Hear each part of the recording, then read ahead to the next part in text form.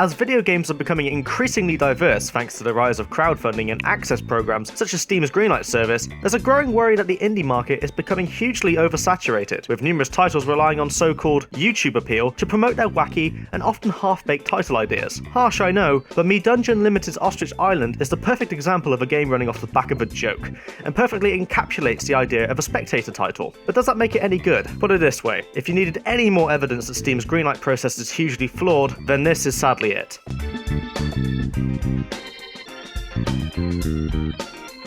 The main joke of this game is simple and blunt. You're an ostrich, and that's pretty much it. The title has some platformer and collectathon elements thrown in, which kinda gives the title appeal toward a younger audience. However, with a rather unsafe client-based online mode, which during my testing was completely empty, so multiplayer won't be reviewed, and the game's store promotional material clearly gearing towards broadcasters and video makers, it becomes apparent that this kid like Sheen is merely a ruse. Throw in a bunch of stock Unity assets and some utterly shameful animations, and you have a title that's almost desperately trying to capture the so bad it's good vibe, and ends up simply being awful.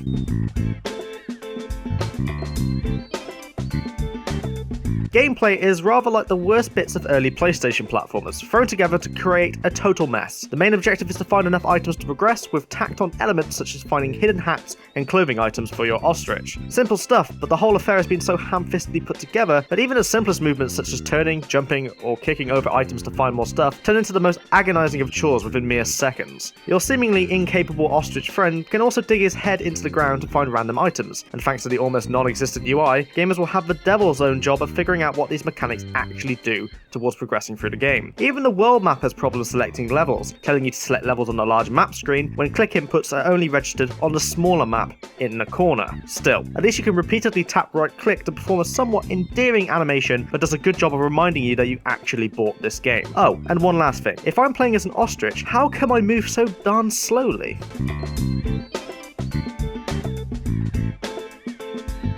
In case you haven't realised it yet, Ostrich Island is a bad game, but thanks to the shameless way it tries to appeal to video makers with seemingly deliberate broken mechanics and a running joke that gets old before you've loaded the game, it successfully manages to serve as a grim reminder that Steam's once-loved Greenlight service is in serious need of an overhaul. Why, oh why, did this game exist? And why on earth does it cost money? For more games news and reviews, check out Pushstart.